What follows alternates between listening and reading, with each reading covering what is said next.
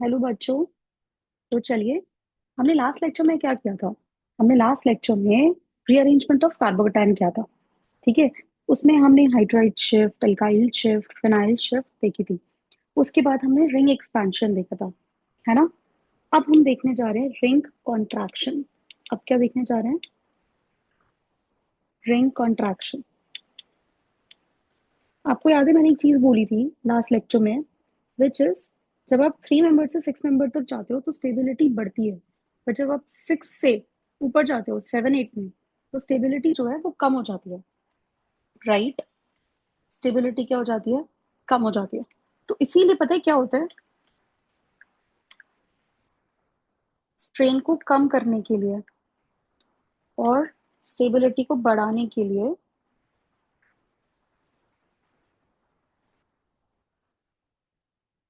8 member की ring 7 member में जाती है और 7 मेंबर की रिंग 6 मेंबर में जाती है। ठीक है। और इसके लिए कंडीशन क्या होती है?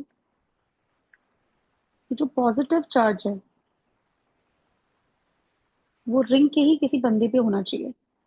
Must be on peripheral carbon. Peripheral मतलब बाउंड्री होती है बेटा। Peripheral carbon of ring. जैसे मैं आपको एग्जाम्पल से समझाती हूँ। ठीक है। एक एग्जाम्पल लेती हूँ इसमें।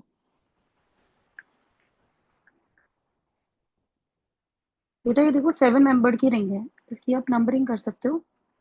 1 2 3 4 5 6 7। और इसको तोड़ना कैसे है? 2 और 3 के बॉन्ड को कुछ इस तरह तोड़ना है। 2 और 3 के बॉन्ड को इस कदर तोड़ना है कि 2 पर पॉजिटिव के पास पॉजिटिव आए। बिल्कुल कल की तरह जब अपन रिंग एक्सपेंशन कर रहे थे ना, तभी अपन ने यही किया था। और ये 3 पर क्या आ गया? नेगेटिव। अब इन दोनों को जोड़ दो। अब इन दोनों को जोड़ दो तो 1 और 3 का बॉन्ड बन गया। 1 और 3 का बॉन्ड बन गया, ये तो न्यूट्रल हो गए। और 1 पे कौन है? सेकंड कार्बन है और उस पे क्या है? पॉजिटिव, है ना? अब क्या करा दोगे? हाइड्राइड शिफ्ट, ताकि और ज्यादा स्टेबिलिटी आ जाए। ठीक है। तो ये रिंग कॉन्ट्रैक्शन छोटा सा था। एक चीज ध्यान रखना कि जो 3 मेंबर्ड वाली रिंग होती है वो 4 मेंबर्ड में जा सकती है, रिंग एक्सपेंशन हो सकता है। और 4 मेंबर्ड वाली जो होती है वो 3 मेंबर्ड में आ जाती है। ये दोनों एक दूसरे के अंदर इंटर कन्वर्टेबल होते हैं।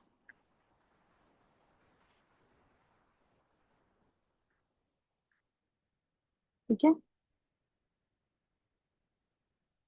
चलिए, अब हम आगे चलते हैं। एलिमिनेशन रिएक्शन से शुरू करते हैं अब। हमने बेसिक्स जितने थे ना इस चैप्टर में, जितने बेसिक्स काम आने थे, हम सब ऑलरेडी देख चुके हैं। अब हमारे रिएक्शन करने की बारी आ चुकी है। तो हम सबसे पहले स्टार्ट करते हैं एलिमिनेशन रिएक्शन। ठीक है।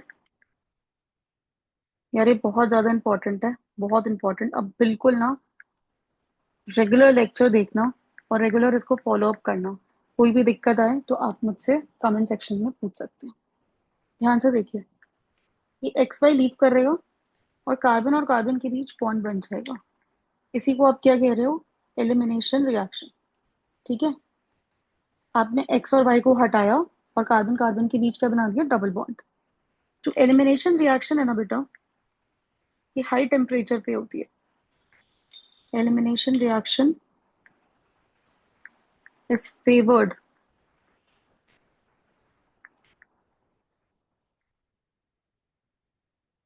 At high temperature. ठीक है। हाई टेम्परेचर पर बॉन्ड्स टूटते हैं एक्स और वाई वाले कार्बन के साथ और डबल बॉन्ड बनता है। ये जो एलिमिनेशन रिएक्शन है, इसको मैं कैटेगराइज कर सकती हूँ। ध्यान से देखना कैसे।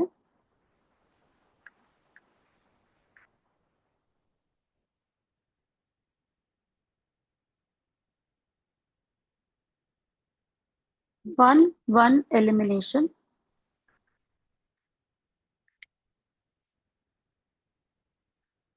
या इसी को अल्फा अल्फा एलिमिनेशन बोलते हैं। या इसी को शॉर्ट में अल्फा एलिमिनेशन बोल सकते हैं।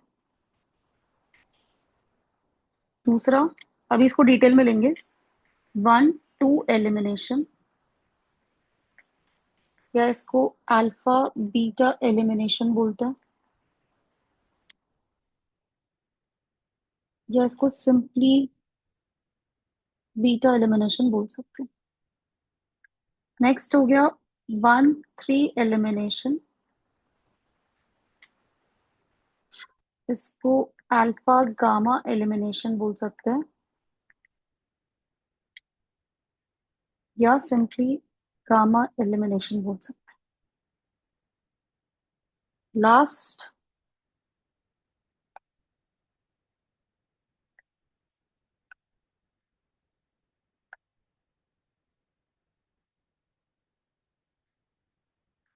हो गया मेरे पास 1, एलिमिनेशन, किसी भी पोजीशन से वो निकल सकता है।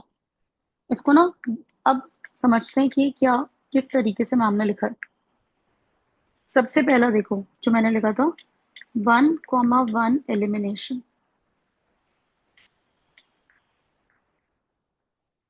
ध्यान से देखना एकदम।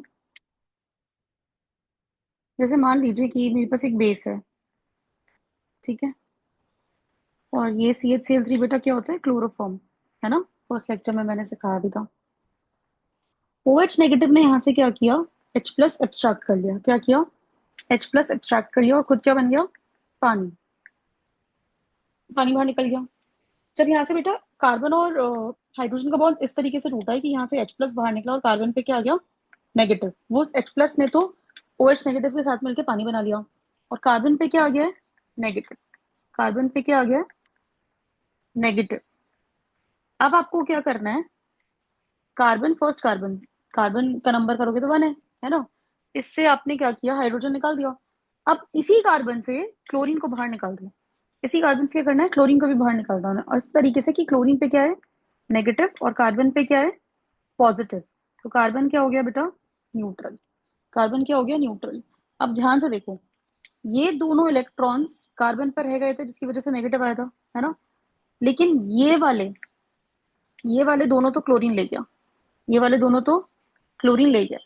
तो ये मेरे पास कार्बन कितने इलेक्ट्रॉन स्पीशीज जनरेट हुई, 1, 2, 3, 4, 5, 6, 6 इलेक्ट्रॉन स्पीशीज। इसी को कार्बीन बोलते हैं, डाई क्लोरोकार्बीन इसका नाम होगा। जिस कार्बन से आपने हाइड्रोजन निकाला था उसी कार्बन से आपने क्लोरीन निकाला, इसलिए इसका नाम क्या पड़ा, 1-1 एलिमिनेशन। इसलिए इसका नाम क्या पड़ा, 1-1 एलिमिनेशन। आई होप आपको समझ में आया। आई होप आपको ये बात समझ में आ गई होगी, है ना। चलिए अब देखते हैं कि 1-2 एलिमिनेशन क्या होता है।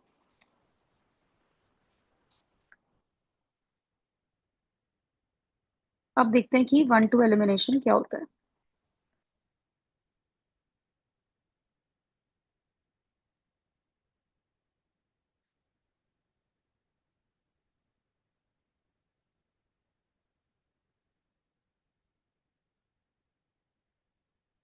ध्यान से देखना, ये मेरा फर्स्ट कार्बन है, ये मेरा सेकंड कार्बन है, ऐसे को अल्फा बीटा भी बोल सकते हैं। क्लोरीन यहाँ से निकाला और हाइड्रोजन यहाँ से निकाला। क्लोरीन किससे निकाला, फर्स्ट कार्बन से, और हाइड्रोजन किससे निकाला, सेकंड कार्बन से। इसलिए इसको क्या बोल रहे हो, 1-2 एलिमिनेशन, या अल्फा बीटा एलिमिनेशन, या सिंपली बीटा एलिमिनेशन। समझ में आया दोनों में डिफरेंस, 1-1 में और 1-2 में। अब तीसरा क्या है, 1-3 एलिमिनेशन। इसको देखना,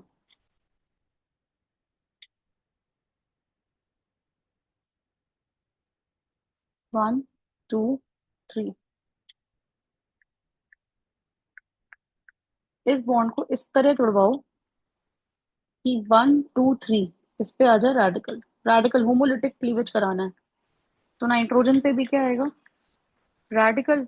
और ये दोनों रेडिकल मिलके क्या बना लेंगे, बॉन्ड। तो एन एन में कितने बॉन्ड हो गए, 3। तो बेसिकली ये क्या बन गया, N2। और ये रेडिकल आपस में कंबाइन कर जाएंगे और ये क्या बन गया, साइक्लोप्रोपेन। समझ में आया, 1-3 एलिमिनेशन में क्या हुआ, इस बार 1 और 3 का बॉन्ड टूटा है। आई होप आपको समझ में आया। अब अब नेक्स्ट टॉपिक जो अपन लेते हैं इसी का, वो है थर्मोडायनेमिक्स ऑफ एलिमिनेशन रिएक्शन।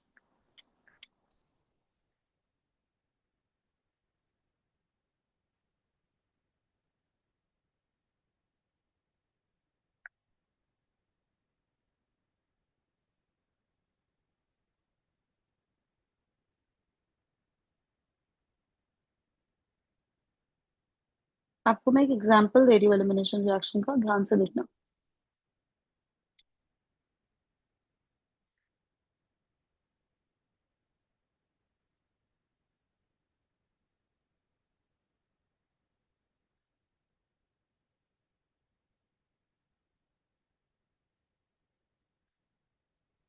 मुझे यहाँ से OH निकालना है, यहाँ से H निकालना है। ठीक है, तो कार्बन कार्बन के बीच क्या बन जाएगा? डबल बॉन्ड, और पानी बाहर निकल गया, है ना, H और OH बाहर निकल गया। अब ध्यान से देखो, आपने क्या किया, यहाँ पे ये दो सिग्मा बॉन्ड तोड़े। आपने क्या किया है, आपने दो सिग्मा बॉन्ड तोड़े, उसकी वजह से क्या बना? एक पाई यहाँ बना, एक पाई।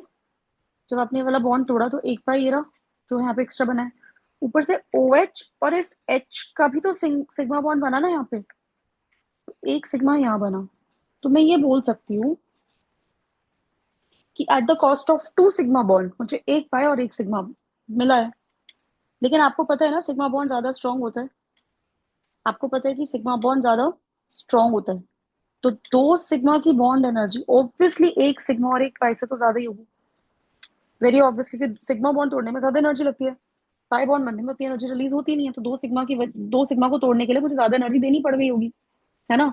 इसका मतलब प्रोसेस कैसा रहा ओवरऑल? मुझे एनर्जी देनी पड़ी, तो प्रोसेस ओवरऑल कैसा रहा? एंडोथर्मिक। प्रोसेस ओवरऑल कैसा है? एंडोथर्मिक। लेकिन पहले एक ही मॉलिक्यूल था, अब दो मॉलिक्यूल है, तो एंट्रोपी क्या हो गई? बढ़ गई। एंट्रोपी क्या हो गई? बढ़ गई, है ना। समझ में आया? अब आपको एक इक्वेशन पता है ना, delta G is equals to delta H minus T delta S, है ना। अब एक बार बताओ, अगर मेरे पास डेल्टा एच पॉजिटिव है टेम्परेचर, और डेल्टा एस क्या है? पॉजिटिव, तो बेटा ये नेगेटिव कब होगा? ये नेगेटिव कब होगा? जब मेरा टेम्परेचर क्या हो? बहुत वेरी हाई। जब मेरा टेम्परेचर बहुत ज्यादा नेगेटिव हाई हो जाएगा, तो टेम्परेचर हाई टेम्परेचर से जब मैं पॉजिटिव क्वांटिटी को मल्टीप्लाई करूंगी, तो ये ओवरऑल कैसा आ जाएगा? नेगेटिव। और नेगेटिव बहुत हाईली नेगेटिव, और ये पॉजिटिव मिलके क्या बन जाएंगे यहाँ पे?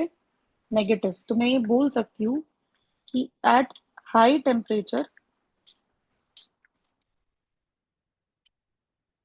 डेल्टा जी मेरा क्या होने वाला है? नेगेटिव। तभी मैंने देखो, जब चाप एलिमिनेशन स्टार्ट किया था, मैंने आपको बोला था elimination occurs at high temperature, क्योंकि सिर्फ हाई टेम्परेचर पे ही डेल्टा जी क्या हो पाएगा? नेगेटिव हो पाएगा। ठीक है, क्योंकि हाई टेम्परेचर पे ही डेल्टा जी क्या हो पाएगा? नेगेटिव हो पाएगा। इसलिए एलिमिनेशन होने के लिए हाई टेम्परेचर चाहिए। समझ में आया? समझ में आया? इन शॉर्ट, इन शॉर्ट मैं क्या बोल रही हूँ कि एलिमिनेशन रिएक्शन को कौन अपोज करता है? डेल्टा एच, क्योंकि एंडोथर्मिक है, are opposed by delta H, क्योंकि एंडोथर्मिक रिएक्शन है। लेकिन फेवर कौन करता है? Entropy, increase in entropy. So elimination reaction are supported by deltas। ठीक है, कोई दिक्कत? अब ध्यान से सुनना, आपको मैं एलिमिनेशन रिएक्शन जो है, इसके तीन मैकेनिज्म्स होते हैं। अपन को इसके तीन मैकेनिज्म्स पढ़ना है। एक E1, एक E2, और एक इवन CV। ये तीनों एक एक करके अपन सीखेंगे, ठीक है। तो सबसे पहले मैं आपको सिखा रही हूँ E1।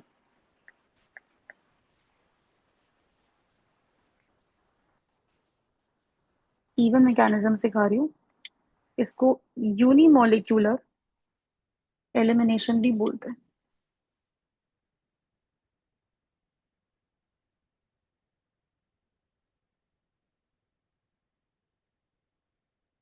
बहुत बहुत बहुत इंपॉर्टेंट है ये, जेई और नीट दोनों के लिए, ठीक है। आपको कहीं पे भी कोई भी डाउट है, आप मुझसे बिंदास कमेंट सेक्शन में पूछ सकते हैं। सबसे पहले मैं आपको बताती हूँ कि ये टू स्टेप रिएक्शन है, इसमें दो स्टेप्स होते हैं। दूसरा, इसमें कार्बोकैटायन बनता है,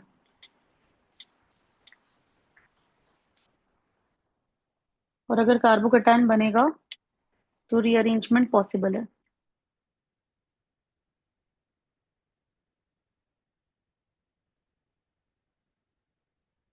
अब इसके दो स्टेप्स क्या होते हैं उसको देखना।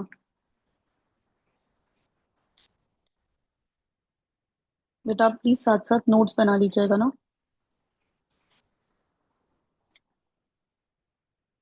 ध्यान से देखिए, ये जिससे हाइड्रोजन जुड़ा है उसको अल्फा कार्बन और उसके बगल वाले को बीटा कार्बन। यहाँ पे एक्स क्या है?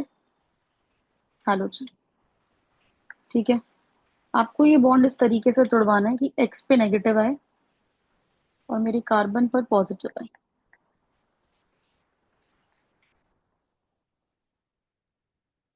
बेटा मैंने कुछ नहीं किया, इस बॉन्ड को इस तरीके से तोड़वाया कि एक्स पे नेगेटिव है और कार्बन पे पॉजिटिव है, हेट्रोलिटिक फिशन कराया।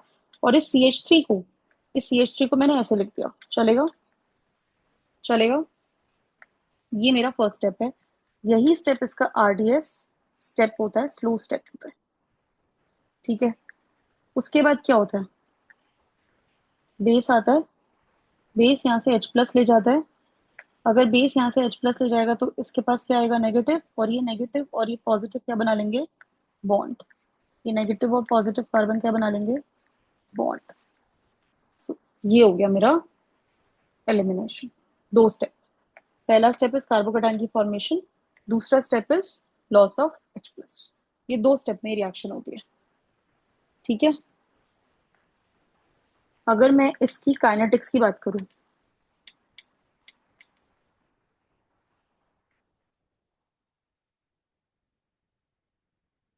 तो रेट आपको पता है, रेट रेट डिटरमाइनिंग स्टेप पर डिपेंड करती है। और रेट डिटरमाइनिंग स्टेप में कौन है? सिर्फ और सिर्फ मेरा एल्काइल हैलाइड, सिर्फ और सिर्फ मेरा एल्काइल हैलाइड। तो रेट किस पे डिपेंड करेगी? एल्काइल हैलाइड पे, उसकी पावर 1। बेटा अगर पावर 1 है तो ऑर्डर क्या होगा? 1। और कितने मॉलिक बेटा, ये होने को तो मल्टी स्टेप है, एक स्टेप दो स्टेप। पर मैंने आपको पता है, जब मैंने एक लेक्चर दिया था, वो कॉन्सेप्ट्स फिजिकल केमिस्ट्री के जो इस चैप्टर में काम आने वाले हैं, मैंने उसमें सिखाया था। वैसे तो मॉलिक्युलैरिटी का कॉम्प्लेक्स रिएक्शन में कोई लेना देना नहीं होता, पर अगर फिर भी कोई आपसे बात करे तो हमेशा स्लो स्टेप की मॉलिक्युलैरिटी को कॉम्प्लेक्स रिएक्शन की मॉलिक्युलैरिटी माना जा सकता है। तो स्लो स्टेप में कितने मॉलिक्यूल है? सिर्फ एक, तो उसकी मॉलिक्युलैरिटी भी कितनी हो गई? 1। इसकी मॉलिक्युलैरिटी कितनी हो गई? 1। तो यहीं से इवन नाम आया। E stands for elimination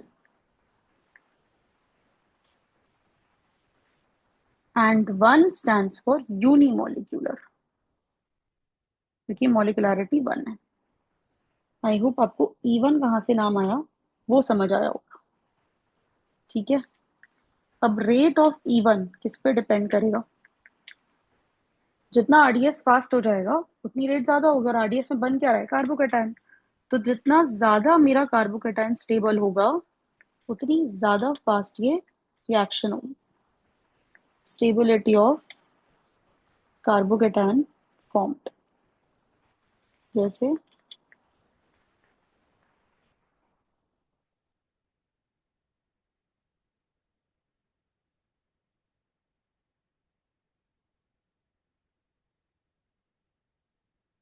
ध्यान से देखना, जब ये एक्स निकलेगा तो जिस कार्बन पे पॉजिटिव आएगा वो कितने डिग्री का है? 3 डिग्री। जब ये एक्स निकलेगा तो जिस कार्बन पे पॉजिटिव आएगा वो कितने डिग्री का होगा? 2 डिग्री। जब ये एक्स निकलेगा तो जिस कार्बन पे पॉजिटिव आएगा वो कितने डिग्री का है? 1 डिग्री। और आपको पता है जीओसी में आपने पढ़ा है कि 3 degree carbocation is more stable then 2 degree followed by 1 degree, है ना। तो 3 डिग्री की इवन ज्यादा फास्ट होगी कंपेयर टू 2 डिग्री, फिर 1 degree.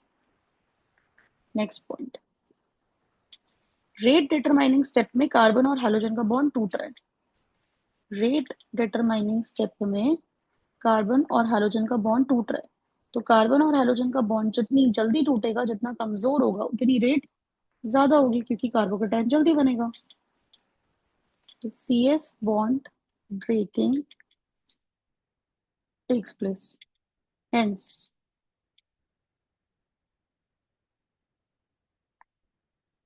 rate of reaction will depend